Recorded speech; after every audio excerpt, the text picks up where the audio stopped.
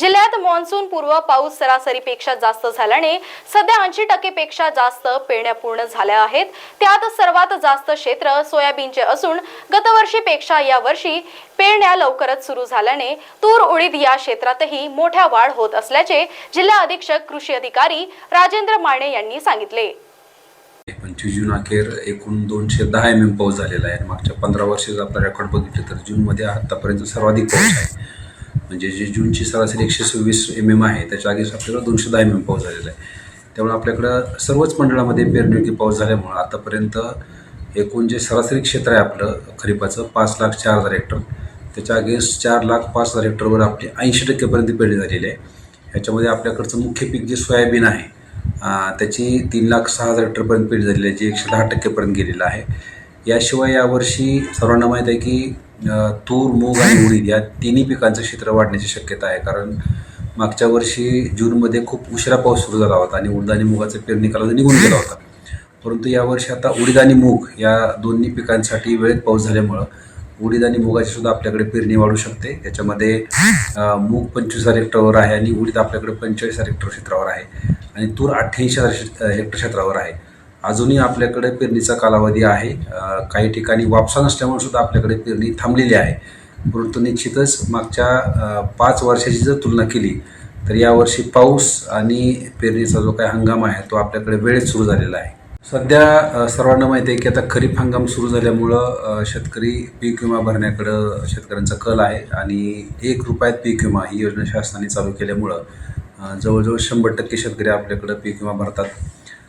सध्या CSC केंद्रावर तेवढी पीक विमा भरण्यासाठी गर्दी दिसत नाही, परंतु शेतकरी बांधवांना या निमित्तानं माझं आव्हान असेल, आपली शेवटची तारीख 15 जुलै आहे। त्यामुळे शेवटच्या आठवड्यापर्यंत न जाता शेतकऱ्यांनी जर तो आत्ताच पीक विमा भरून घेतला तर निश्चितपणे त्यांचा पीक विमा व्यवस्थित भरला जाईल, ही एक बाब।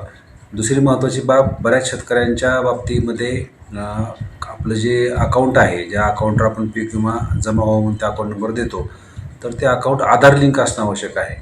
कारण ज्या आमचा मागच्या 2-3 वर्षाचा अनुभव जर बघितला तर शेवटच्या कालावधीमध्ये बऱ्याच शेतकऱ्यांच्या खात्यावर पीक विमा जमा होण्याचं राहून जातं आणि मग त्याचं कारण शोधलं तर ते आपलं खातं आधार लिंक नसतं। त्यामुळं आधार लिंकचंच खातं आपण पीक विमा काढताना द्यावं, ही एक सर्वांना विनंती आहे।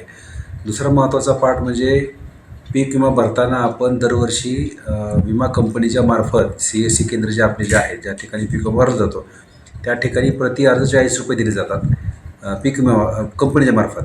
त्यामुळे शेतकऱ्यांनी कुठल्याही परिस्थितीमध्ये एक्स्ट्रा पैसे फी असं CSC केंद्राला देऊ नये।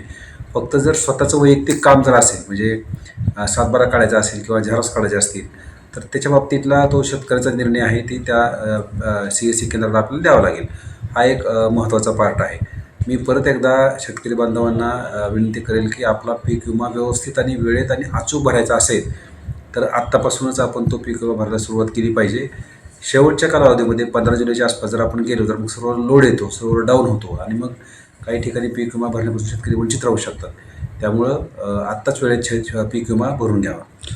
पीक विमा भरण्यासाठी सातबाऱ्यावर नोंद असणं आवश्यक नाही, सातबारा असणं आवश्यक आहे।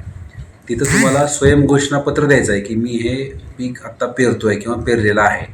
त्यामुळं असं कुठंही नाही की सातबाऱ्यावर जर ते पीक नसेल तर पीक विमा भरता येत नाही।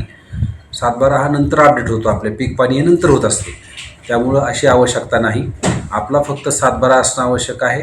त्या सातबाऱ्याबरोबर आपलं स्वयंघोषणापत्र आपण जी पीक पेरणी करतोय त्याचं असणं आवश्यक आहे आणि याच्यामध्ये सातबाऱ्यावरचं नाव आणि आपलं आधार कार्डवरचं नाव, ज्याला आपण अकाउंट नंबर लिंक केलेला आहे, हे एक असणं आवश्यक आहे। आम्ही जे CSC सेंटर आहेत त्याचे चालक जे आहेत किंवा CSC हेड आहेत किंवा पीक विमा कंपनी आहे त्यांनाही सूचना दिलेल्या आहेत की जर किरकोळ शेतकऱ्याच्या नावात बदल असेल तर 15 जुलैपर्यंत तुम्ही पीक विम्याची भरण्याची मुदत असल्यामुळे ते भरून घ्यावी, नंतर शेतकरी ते बदलून घेतील। परंतु जर मेजर बदल असेल, म्हणजे नावच पूर्ण वेगळं असेल, तर अशा बाबतीत थोडी खात्री करूनच पीक विमा भरून घ्यावा।